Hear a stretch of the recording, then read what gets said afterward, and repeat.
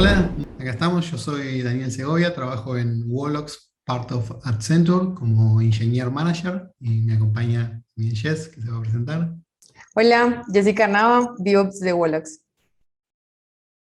Y nosotros trabajamos en Wolox, que es parte de Accenture recientemente, ¿sí? Trabajamos todo en lo que es productos digitales, ¿sí? En desarrollos, ¿sí? Y bueno, y ahora vamos a estar mostrando un poquito de lo que hacemos, ¿sí?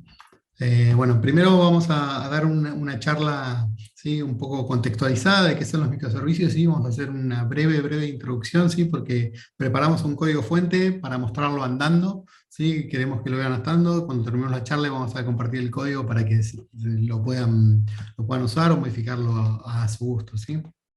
Vamos a arrancar un poquito con lo que es una aplicación monolítica, así que estas son por ahí un poco las más comunes que se ven, sí, que es una aplicación donde tenemos todo el código fuente entero en una aplicación y después tenemos comúnmente una base de datos, ¿no? Donde se conectan una con otra, ¿no? Tenemos toda la aplicación en un servidor, en una instancia, ¿sí? ¿Sí? Pero también podemos tener en diferentes servidores o diferentes instancias, por un lado la aplicación y por el otro lado la base de datos, o en algún servicio de base de datos, como, no sé, como puede ser RDS de Amazon, ¿no? Que nos provee una base de datos. Incluso si nosotros trabajamos con un balanceador que nos distribuya la carga entre las diferentes aplicaciones, seguimos hablando de una aplicación monolítica, ¿no? Porque tenemos todo el código fuente en un solo lugar, ¿sí? En este caso está espejado en diferentes servidores o diferentes instancias, ¿no? Se conectan a una base de datos y vuelven, ¿no? Y el balanceador se encarga de repartir el tráfico. Cuando hablamos de una aplicación orientada a microservicios o con una arquitectura a microservicios, básicamente son todas pequeñas aplicaciones que en su conjunto, ¿sí? Terminan siendo lo que es la aplicación. Por ejemplo, si estamos hablando de un e-commerce, podemos tener una aplicación, ¿sí? Que gestione los usuarios, otra que gestione los productos, alguna de pagos, por ejemplo, y una de reportes, ¿sí? En su conjunto, la de usuarios solo no haría nada por sí sola, ¿sí? Depende de las demás, ¿sí? Entonces, cuando trabajamos con esta arquitectura, uno de los desafíos que tenemos de la aplicación, como decía recién, si estamos haciendo un pago, necesitamos saber qué usuario es, ¿no? Para realizar esta operación, ¿no? De un microservicio, ¿sí? Entonces, una opción sería conectarse a todos a la misma base de datos, ¿no? Entonces, el pago puede hacer, no sé, alguna query a los usuarios, por ejemplo. ¿No? Pero ¿qué problema tenemos acá? Si nuestra base de datos se cae, ¿sí? Todos los microservicios que tenemos dejan de funcionar automáticamente, porque están todos conectados a la base de datos, ¿no? ¿No? Automáticamente dejan de funcionar. Entonces, ¿qué otra opción tendríamos para realizar esto? ¿Sí? Que las aplicaciones se conecten entre sí, ¿sí? Entonces, como por ejemplo, yo quiero hacer un pago, entonces le digo al microservicios de usuarios, dame el estatus del usuario 45, por ejemplo, ¿no? Y el microservicio me responde cuál es su estado, con su información o lo que fuere, ¿no? Pero tenemos lo mismo, si un microservicio se cae, el otro automáticamente deja de andar, ¿sí? Un pago no podría continuar si no tiene el estatus del usuario en ese momento, ¿no? Entonces, ¿cómo es que orientamos este desarrollo que vamos a mostrar ahora, ¿sí? Orientamos el desarrollo a que cada uno de los microservicios sea autónomo, ¿sí? Que no dependa de los demás para su funcionamiento, ¿no? Esto es una de las cosas más importantes en esta arquitectura, ¿no? Entonces, cada aplicación, usuarios tiene su base de datos, como vemos acá, pagos tiene su base de datos, productos, lo que fuera tiene su base de datos, ¿sí? Pero incluso trabajando cada uno con su base de datos, ¿sí? Vamos a necesitar información de otro microservicio, ¿no? Como decía, pagos necesita de usuarios, entonces me podría conectar a la base de datos. Pero como vimos antes, acá tenemos el mismo escenario, ¿sí? Si bien podemos hacer la comunicación entre una base de datos y otra, en el caso de la base de datos de usuarios me deje de andar, el microservicio de pagos no podría estar funcionando. Entonces, ¿cómo es que trabajamos esta arquitectura? La trabajamos a través de un bus de comunicación, un sistema de mensajería. Como vemos ahí en la presentación, podemos usar NATS Streaming Server, que es el que vamos a usar ahora, o Apache Kafka, ¿no? Que son desarrollos para un sistema de mensajería. Entonces, ¿cómo es que vamos a encarar esto? Lo que vamos a hacer es que cuando una aplicación, por ejemplo, dé de alta a un usuario, ¿sí? Le va a avisar al bus de comunicación. Va a ser un push, ¿sí? Va a decir, un usuario nuevo se creó, acá tenés la información, ¿sí? Y después vamos a tener diferentes microservicios que van a estar suscritos a este bus. ¿sí? Entonces el bus les va a avisar, un usuario se creó. Entonces, las aplicaciones, ¿sí?, van a hacer lo que necesiten con esa información, ¿sí?, para almacenarla dentro de su base de datos, ¿sí? Por ejemplo, un usuario se da de alta de nuevo, pushea el microservicio de pagos, lo recibe, va a estar escuchando eso, ¿sí?, y va a hacer un insert dentro de su base de datos. Entonces, ahí, si un microservicio se cae, si el bus de comunicación se cae, o lo que fuere, cada uno de los microservicios sigue andando por esta independencia, ¿no? Entonces, ¿qué es lo que vamos a hacer ahora? Vamos a trabajar con estas herramientas, ¿sí? Vamos a crear un clúster en Kubernetes, ¿sí? Ahora Jess, un poquito más adelante, les vamos a poder mostrar un poquito más cómo funciona esto, ¿sí? Pero básicamente vamos a crear un clúster donde tengamos nodos, ¿sí?, cada una de estas cajas. Vamos a hacer las aplicaciones, en este caso hicimos una aplicación que se llama Cosas, ¿sí?, que simplemente va a guardar un dato que le mandemos, ¿no? Le vamos a mandar, no sé, termo, mate, yerba, lo que fuera, y lo va a almacenar en su base de datos, ¿no? Va a estar conectado a través de los nombres de servicios y va a hacer los inserts. Y esto va a pushar automáticamente en el bus de comunicación. Y el bus de comunicación le va a decir, una nueva cosa fue agregada al buscador. Entonces tenemos, por un lado, un servicio de cosas que almacena y un buscador para poder hacer búsquedas sobre estas cosas almacenadas. Pero cada uno va a trabajar de manera independiente. Después tenemos un ingress controller, ¿sí?, que este va a ser nuestra puerta de entrada al clúster, ¿sí?, donde vamos a definir las rutas. Todo lo que sea API barra cosas, asterisco, ¿sí?, cualquier endpoint que yo quiera generar, lo va a derivar a este servicio. Y lo mismo con buscador. Ahora vamos a ver cómo hicimos todo esto, ¿sí? Tenemos acá el código fuente, ¿sí?, que por un lado tengo acá, esto es una ventana de una terminal, ¿sí?, que está corriendo, ¿sí?, que la estoy corriendo con Scaffold, ¿sí? Scaffold, pueden ver, ahora le vamos a dejar todos los links y las documentaciones, ¿sí? Que por un lado lee todos los manifiestos de lo que son la infraestructura, que lo tengo en la carpeta infra, ¿sí? Y por otro lado me va a hacer la compilación de los artefactos, en este caso a través del Dockerfile, ¿sí?, de todo lo que esté dentro de la carpeta cosas, ¿sí? Y lo mismo con buscador, ¿sí? Va a ser la aplicación, crea el contenedor y lo mueve, lo orquesta adentro del nodo, ¿sí? Veamos un poco las aplicaciones.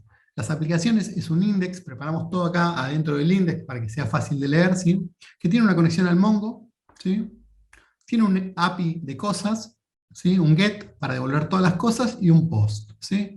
Tiene un modelo muy simple que es nombre string, ¿sí? Y acá tenemos que en el post simplemente hace un insert a la base de datos, a esta conexión, ¿sí? Que todos estos parámetros se lo damos con la infra, ¿sí?, que ahora lo vamos a ver, ¿sí? Pero simplemente hace un insert.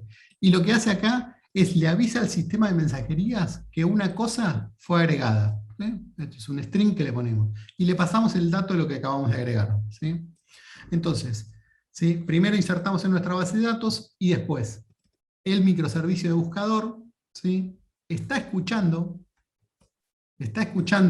¿sí?, está suscrito a ese mensaje y recibe la data, ¿sí? ¿Y qué hace? Lo inserta en su base de datos, ¿sí? Como hicimos en otro lado, acá hacemos el insert de las bases de datos, ¿sí? Y después tenemos acá un endpoint, ¿sí?, simplemente que busca, ¿sí?, un texto, ¿sí?, dentro de su base, ¿sí? Ahora vamos a ver un ejemplo, que tenemos acá el Postman, por ejemplo, tengo cosas, voy a almacenar perro, por ejemplo, ¿sí? Esperar un segundito, almacenamos perro, gato, ¿sí?, nerdearla, ¿sí?, y ahí nos va insertando todo, ¿sí? Esto me lo está insertando en esta base de datos, ¿sí? Ahora, este get está en API barra cosas, es el get que vimos, hacemos un send y nos devuelve todo lo que acabamos de insertar, ¿sí? Pero después tenemos el buscador, que está dentro de otro microservicio, ¿sí? Entonces, en el buscador, ¿sí?, tengo una variable acá, busco nerde, ¿sí?, y fíjense que nos devuelve el texto filtrado, ¿sí? Si se fijan entre el get de cosas, ¿sí?, el nerdearla, tenemos un ID autogenerado de 5 de por ejemplo, ¿sí?, y acá el ID es otro, ¿sí?, porque no mandé los IDs para hacer esta sincronización, ¿no? Esas son las estrategias que tenemos que trabajar, que si quieren en el Q&A lo podemos trabajar. Ahora, Jess, el talento colombiano, que viene de Colombia con todo su talento, nos va a mostrar cómo es que funciona Kubernetes por dentro. Retomando un poquito lo que estaba diciendo Dani ahorita sobre las aplicaciones en Kubernetes, voy a presentar esto. Ok, quedamos acá en esta presentación, sí. Entonces, acá lo que quiero contarles un poquito sobre Kubernetes es cómo está compuesto. Entonces, está el Kubernetes como tal, que es el clúster principal, que sería este cuadrito que está aquí en azulito clarito, y dentro de él lo que tenemos son los llamados pods, que lo que hace es donde podemos desplegar la aplicación como tal. Entonces, en este caso, por ejemplo, tenemos 4 pods, uno para cosas del servicio como tal, otro para la base de datos, uno para buscador y otro de buscador, pero en la base de datos como tal. Entonces, esto para que tengamos el contexto de qué es un clúster y qué es un pod, porque a medida de que voy a ir hablando en estos términos. Listo. Un poquito más sobre Kubernetes, pues es lo que estamos utilizando ahorita o lo que se maneja ahorita en todas las aplicaciones de microservicios. Lo que nos permite es como seccionar o desplegar esos microservicios en varios pods y nos ayuda pues con el tema del escalamiento para las aplicaciones. Bueno, lo que voy a hablar o lo que les voy a decir un poquito es sobre todo el tema de Kubernetes como tal, el manejo, lo que nos brinda en temas de comandos y pues la idea es como decirles los comandos como tal, como los que son más utilizados y nos van a ayudar a facilitar la vida y también explicar una herramienta que es la que nos va como a facilitar de que no nos aprendamos todos los comandos. En mi caso, por ejemplo, los comandos no son lo mío, pero esta herramienta nos ayuda como a hacer más fácil esto. Entonces vamos a hacer pues un poquito como la comparativa y a medida de eso, pues si tienen alguna pregunta en el Q&A, lo podemos resolver. Entonces estos son como los comandos generales, como obtener logs, cómo obtener un clúster como tal, cómo hacer un describe de un pod. Estos comandos pues fácilmente los pueden encontrar en internet en la página oficial de Kubernetes, pero entonces ahorita lo que les digo, vamos a hacer un poco de comparativa y ejemplos de cómo lo podemos hacer un poquito más fácil para nosotros. Estos comandos van a quedar aquí en esta presentación. Al final de la presentación van a estar todos los links, entonces voy a pasar ya como tal a hacer como el ejemplo claro en la terminal. Listo. Entonces, por ejemplo, acá voy a abrir una terminal normalita donde voy a hacer un kubectl get all, donde me va a traer todos los namespace y todos los pods del namespace, de todos los namespace que tenga configurados. En este caso, por ejemplo, me trae todos los de default, el Kube System. Entonces aquí, por ejemplo, yo como tengo levantada la aplicación que Dani les estaba mostrando ahorita, entonces vamos a encontrar, por ejemplo, que acá en buscador hay, por ejemplo, hay una y hay 2 réplicas que son unas que yo configuré ahorita, pero ahorita vamos a hacer otro ejemplito. Entonces me va a mostrar aquí todo lo que yo tengo configurado. Por ejemplo, cosas, solamente tengo 2, que sería el de cosas normal y el de la base de datos. Y aquí pues está el NATS, que fue el que explicó ahorita Dani. Entonces, en este caso, yo aquí puedo ver todos los pods, también puedo ver todos los servicios que están configurados, también los deployment y las réplicas en este caso, que eran las que les decía ahorita que uno puede configurar. Y esto, pues, en cuanto a temas de la terminal y comandos, pero, por ejemplo, tenemos una herramienta que se llama K9S, que nos va a brindar la misma información, solo que un poquito más diciente o más fácil para nosotros, o en el caso mío, como les digo, porque los comandos pues, no son lo mío. Entonces, si, por ejemplo, instalamos K9S y simplemente pues, configuramos en la terminal K9S, él nos va a abrir todos los pods que tengamos configurados para este contexto, que en este caso pues, es el normal de Docker y aquí nos va a permitir ver eso. ¿Qué pasa con esta herramienta? Esta herramienta nos va a facilitar un poco la vida porque, pues, por ejemplo, él acá nos dice, si te paras en un pod y le aprietas la L, pues vamos a ver los logs. En este caso, pues si yo me aprieto acá, voy a ir a los logs. Por ejemplo, me dice, si quieres hacer un describe, puedes apretar la D y él me va a hacer todo el describe del pod, entonces me va a decir toda la información del pod y a la final pues me va a decir todos los eventos, si hay eventos en este caso, pues si inició bien el pod, si se arrancó bien o si hay algún problema, me va a decir aquí, es un poquito parecido a los logs.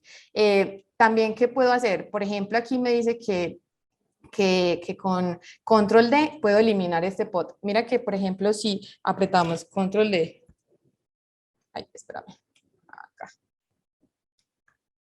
Me va a decir que si lo puedo eliminar, entonces en este caso pues yo le voy a decir que sí lo va a eliminar, pero ustedes van a ver que automáticamente se va a empezar a crear un nuevo pod, el cual si yo le doy los logs, él me va a decir que se inició correctamente. Entonces aquí, por ejemplo, me va a decir qué cosa se inició correctamente, pues los comandos que se ejecutaron, que en este caso pues es el daemon index, y me va a decir que está escuchando por este puerto y que estos son los logs que Dani hizo para su aplicación. Y eso es lo que nos está mostrando pues como tal en los logs. ¿Cómo entra a los logs? Para dentro del, para en el pod y haciendo pues apretando la letra L.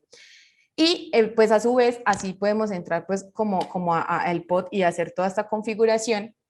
Otra cosa que les quería mostrar es que, por ejemplo, yo aquí estoy en buscador, ¿cierto? Si yo le aprieto la S, que es para acceder a la shell, cosa que nos va a facilitar un poco la vida, porque por comandos pues va a ser un poquito más tedioso acceder. Entonces aquí lo que vamos a hacer es que, por ejemplo, vamos a acceder y vamos a hacerle un pin a cosas. Entonces yo voy a robarme esta IP, esta que está aquí, y voy a apretar la shell. Y aquí le voy a decir que me haga un pin para yo saber si está conectado o si puede ver a cosas. En este caso, pues me responde exitosamente, o sea que yo sí puedo ver cosas. Entonces, sí, ahí se ve esa conexión que Dani dijo ahorita o que explicó ahorita como tal. Entonces, me voy a salir de acá y pues eso es como tal. La facilidad de esta interfaz o de esta herramienta que nos va a ayudar con este tema de Kubernetes como tal, ¿cierto? Ahorita, por ejemplo, Dani nos estaba mostrando, me voy a salir de acá y voy a abrir el proyecto acá para que lo vean. Dani nos estaba mostrando que en el proyecto está la parte de infraestructura, ¿cierto? Entonces, si nosotros vamos acá, por ejemplo, a los manifiestos que tenemos, en este caso, va a estar este manifiesto como tal, donde vamos a tener el deployment de la aplicación y el servicio, ¿cierto? Por ejemplo, en el deployment, lo que yo les decía, si ahorita miramos, por ejemplo, acá, si miramos, buscador tiene dos réplicas en más, o sea, está el que se desplegó normal y tiene dos réplicas. ¿A qué se lleva esto? Pues, o por qué se hace esto? Porque en esta configuración nosotros tenemos que hay dos réplicas para buscador. Pero, por ejemplo, si yo cambio esto a uno, guardo, me voy para acá, aquí me va a decir, mira, acá me lo está eliminando y solamente me va a dejar buscador uno solo. Esto porque pues yo ya le dije que solamente me va a dejar una réplica como tal, entonces buscador quedó acá con una sola y solamente el que se ve acá pues es base de datos. Y con la herramienta que nos estaba diciendo Dani, que es Stackful, lo que nos va a permitir es esto, que si yo hago algún cambio, automáticamente se ve como ahorita cuando yo modifiqué, por ejemplo, acá solamente era guardar y si yo me vengo para acá, por ejemplo, aquí se está levantando el que necesitaba o el que acabé de configurar. Entonces, esto por un lado, pues nos va a facilitar esto. Con respecto a estos manifiestos, no es necesario tener el manifiesto como tal dentro del proyecto. Obviamente sí es recomendable, pero, por ejemplo, yo desde acá, por comandos, en esta de acá, por comandos lo puedo ver. Entonces, en este caso, yo voy a hacer un kubectl de todos, ¿cierto? Lo volví a hacer porque como lo reinicié, estos nombres me pueden cambiar o alguna cosa. Entonces, yo aquí lo que voy a hacer es que con este comando que sería kubectl edit y el nombre del deployment que voy a revisar, puedo ver ese mismo manifiesto que está allá en el proyecto. Entonces, en este caso, yo quiero ver este de acá. Bueno, no, este de acá, que sería el de buscador, y lo voy a copiar acá. Entonces sería kubectl edit y acá dentro de él lo que yo voy a hacer es que voy a poder ver este mismo manifiesto, es el que yo tengo acá, que sería donde me dice que buscador tiene dos réplicas, etcétera, etcétera, conexiones a base de datos en cuanto a temas de claves y eso, variables de entorno como tal. Entonces, en la parte de acá yo puedo ver todo eso, que es lo mismo que está configurado allá. Por ejemplo, acá están esas variables, me dice el tema de las réplicas, acá está pues como un poquito de lo que estamos viendo allá. Entonces, no es necesario tener el archivo como tal, sino que desde esta parte se puede construir y se puede editar también. Obviamente, pues la idea es que todos estén sincronizados, entonces por eso es que se recomienda mejor tener el archivo y simplemente modificarlo y que ya él se modifique acá solo. ¿Qué más tengo así como para decirles? Yo creo que esta herramienta de Kubectl de K9S nos va a facilitar un poco la vida, nos va a hacer un poquito más llevadero este tema de Kubernetes, que a medida que uno se va entrando a él, puede ser un poco engorroso, pero bueno, creo que esto es lo que tenía como para decirles. Si tienen alguna pregunta, los espero en el Q&A para que resolvamos ahí todas las dudas, y por mi lado sería todo. Claro, buenísimo, buenísimo. Ya pasada a la presenta donde tenemos los links, así Ok, les dejamos listo. aquí en el último slide, si quieres poner la full screen, así se ve bien. Ahí. Ahí está. Sí, ahí bueno, les dejamos el repositorio, ¿sí? Un poco con todo lo que hicimos, las herramientas que usamos, ¿sí? Estuvo buenísimo esto que hizo Jess. También Node.js nos permite hacer como escalamiento de una aplicación de una parte, ¿no? Como lo vimos en la primera parte, los monolíticos tendríamos que hacer que crezca toda la aplicación. Acá si quisiéramos que el buscador crezca, podríamos hacer que el buscador crezca todo lo que necesitemos, ¿sí? Y la otra parte no, ¿no? Entonces un poco eso queríamos mostrar de la aplicación orientada a microservicios, ¿sí? Acá están todas las herramientas que usamos, ¿sí? Nos gusta nombrar a toda la comunidad, ¿sí? Por más que algunas sean recontra conocidas. Nosotros trabajamos muy activamente en la comunidad, en Wolox, en Accenture, ¿sí? Apoyamos a las comunidades, hacemos desarrollos también para la comunidad, y tenemos bastantes herramientas públicas ahí que pueden ir navegando y encontrando. Así que bueno, ahora nos vemos en el Q&A y hacemos cualquier cosa que necesiten. Chau.